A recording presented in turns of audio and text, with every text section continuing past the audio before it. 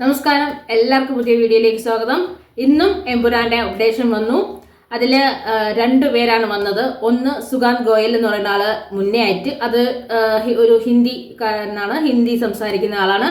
അദ്ദേഹവും പൃഥ്വിരാജ് എന്ന് പറയുന്ന ഡയറക്ടറുടെ ഡയറക്ഷനെ കുറിച്ചാണ് ഏറ്റവും അധികം അഭിപ്രായങ്ങൾ പറഞ്ഞത്.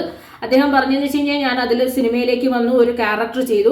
ആ സമയത്ത് തന്നെ മനസ്സിലായി ഈ ക്യാരക്ടർ അത് എങ്ങനെ ചെയ്യണം, അത് എങ്ങനെ ഈ ചിത്രത്തിന്റെ എവിടെ വരണം എന്നുള്ളത് കംപ്ലീറ്റ് ആയിട്ട് ഡയറക്ടറായ പൃഥ്വിരാജ് തീരുമാനിച്ചു വെച്ചിട്ടുണ്ട്.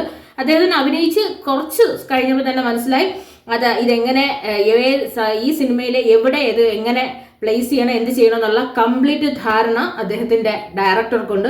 അതുകൊണ്ട് തന്നെ അദ്ദേഹം ഇതൊന്ന് അഭിനയിച്ച് കയ്യിൽ കൊടുത്താൽ മാത്രം മതി, അത് കൃത്യമായ രീതിയിൽ എക്സിക്യൂട്ട് ചെയ്യാൻ അദ്ദേഹത്തിന് അറിയാമെന്ന് മനസ്സിലായി. ആ സന്തോഷമാണ് അദ്ദേഹം പങ്കുവച്ചത്. മാർച്ച് 27 തിയേറ്ററിലേക്ക് എത്തണമെന്നും പറഞ്ഞിട്ടുണ്ട്. ഇന്ന് രാവിലെ ലോക്ക് തുറന്നു വന്ന ആളാണ് നമ്മുടെ പ്രിയപ്പെട്ട സുരാജേട്ടൻ. നമുക്കറിയാം, ഡ്രൈവിംഗ് ലൈസൻസ് എന്നൊരു ചിത്രത്തിൽ രണ്ടുപേരും ചേർന്ന് ഗംഭീര പ്രകടനം നടത്തിയതാണ്. അത് ആ സിനിമയുടെ അവിടെ വെച്ച് തന്നെയാണ് സുരേഷ് ചേട്ടൻ അങ്ങോട്ട് റിക്വസ്റ്റ് ചെയ്തത്. ലൂസിഫർ എന്ന സിനിമയിൽ വന്ന ഏക കുറവ് ഞാൻ അതിലില്ലാത്തതാണെന്ന്. അപ്പം എമ്പുരാനിൽ ആ കുറവ് പരിഹരിച്ച് കൊടുത്തിട്ടുണ്ട്. സജനചന്ദ്രൻ എന്ന് പറയുന്ന ഒരു പൊളിറ്റീഷ്യനായിട്ട് സുരാജേട്ടൻ വന്നിട്ടുണ്ട്. നമുക്ക് വലിയ സന്തോഷമാണ്. കാര്യം എമ്പുരാൻ നമുക്കറിയാം, ഏറ്റവും നോർത്ത് ഇന്ത്യൻ ആണെങ്കിൽ വിദേശത്തുള്ളവരെ അങ്ങനെ എല്ലാ ആൾക്കാരും ചേർന്ന് അഭിനയിക്കുന്ന ഒരു വലിയ ചിത്രമാണ്. അല്ലെങ്കിൽ നമ്മളെ സുരാജേട്ടൻ നമുക്കറിയാം, മലയാള സിനിമയിൽ ഒട്ടേറെ നല്ല കഥാപാത്രങ്ങൾ കൈകാര്യം ചെയ്ത് സുരാജേട്ടനും ഈ ചിത്രത്തിലുണ്ടെന്നുള്ളത് നമുക്ക് വളരെ സന്തോഷം നൽകുന്ന കാര്യമാണ്. അദ്ദേഹം പറഞ്ഞിട്ടുണ്ട് ഈ ചിത്രം നമുക്ക് വെയിറ്റ് ചെയ്തിരിക്കുക. അപ്പം ലൂസിഫർ കഴിഞ്ഞു, എമ്പുരാൻ നമുക്ക് കാത്തിരിക്കുന്ന ഒരു ബ്രഹ്മാണ്ഡ ചിത്രം തന്നെയാണ്. മാർച്ച് 27 ശേഷം എമ്പുരാന്റെ ദിനങ്ങളാവട്ടെ എന്നാണ് അദ്ദേഹം പറഞ്ഞത്.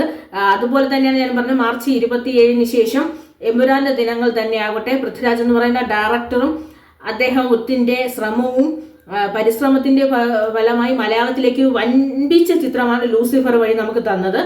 രണ്ടാമത്തെ എമ്പുരാനും അദ്ദേഹം അത്രയും പ്രയാസപ്പെട്ട് ബുദ്ധിമുട്ടി ഒരു ചിത്രം നമ്മുടെ മുമ്പിലേക്ക് എത്തിക്കുന്നുണ്ട് മാർച്ച് 27. അപ്പൊ ഇപ്പം ഓരോ ദിവസം കഴിഞ്ഞ് ഓരോ ക്യാരക്ടർ റിവീൽ ആവുമ്പോഴും നമുക്ക് മനസ്സിലാവുന്നുണ്ട് ഈ ചിത്രം അദ്ദേഹം എത്രത്തോളം മനസ്സിൽ വിഷ്വലൈസ് ചെയ്ത് കഴിഞ്ഞതിന് ശേഷമാണ് ഈ ചിത്രത്തെ അദ്ദേഹം ഷൂട്ട് ചെയ്യാൻ ഇറങ്ങിയതും. ഇന്ന ആൾക്കാർ തന്നെ വേണം, ഇങ്ങനെ തന്നെ വേണം എന്നുള്ള നിർബന്ധം മനസ്സിൽ ഉറപ്പിച്ചു വെച്ചതിന് ശേഷമാണ് ചിത്രം ചെയ്തതെന്ന് ഓരോ ക്യാരക്ടേഴ്സും പറയുമ്പോൾ മനസ്സിലായി. അപ്പം സജനചന്ദ്രനും മലയാളത്തിലെ സുരാജ് ഏട്ടൻ, നമ്മുടെ സജനചന്ദ്രനും പൊളിറ്റിക്കൽ ആയിട്ടുള്ള ഒരു പൊളിറ്റീഷ്യന്റെ രീതിയിൽ ജോയിൻ ചെയ്തിട്ടുണ്ട്. എല്ലാവരും കൂടി ചേർന്ന് മലയാള സിനിമയെ ലോകോത്തര സിനിമകളിൽ ഏറ്റവും നല്ല സിനിമകൾ ഏതെന്ന് ചോദിച്ചു കഴിഞ്ഞാൽ എമ്പുരാൻ എന്ന് പറയുന്ന തരത്തിൽ മലയാള സിനിമ എന്ന് പറയുമ്പോൾ ഇപ്പോൾ ഉള്ള അഭിമാനത്തിന്റെ കാട്ടിയും കൂടുതൽ അഭിമാനിക്കാൻ കഴിയുന്ന തരത്തിൽ നല്ലൊരു ചിത്രമായി മാർച്ച് 27 മുതൽ അങ്ങോട്ട് എമ്പുരാന്റെ ദിനങ്ങൾ കിട്ടാൻ വേണ്ടിയിട്ട് ആഗ്രഹിച്ചുകൊണ്ട് നമുക്ക് ഇനിയും മുന്നോട്ട് പോവാം. ഇനിയും വരാനുണ്ട് അപ്ഡേഷൻസ്, പ്രധാന അപ്ഡേഷൻസ്. ആൾക്കാർ വരാനിരിക്കുന്നുള്ളൂ. ഒരൊറ്റ പോസ്റ്റർ എന്ന് ലാലേട്ടന്റെ ഒരൊറ്റ പോസ്റ്റർ വന്നപ്പോൾ തന്നെ ഗംഭീരമായി സോഷ്യൽ മീഡിയ തൂക്കിയടിച്ചിട്ടിരിക്കുകയാണ്.